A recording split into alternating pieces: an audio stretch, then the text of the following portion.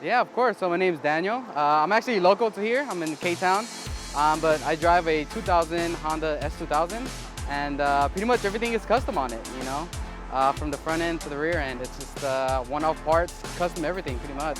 I grew up in a Honda background, so with EGs, EKs. When I was younger, I always wanted the S2000, but I could never afford it at the time.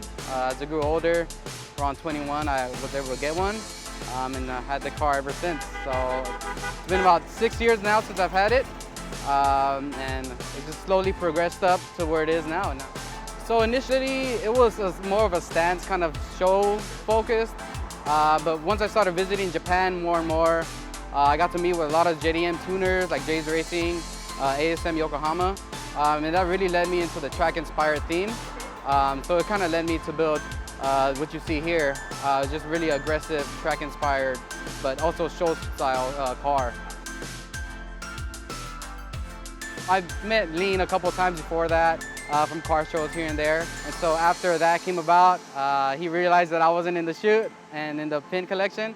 So he's like, hey, you know what? I'll make you one. Version 2 drop later this year, and here we are.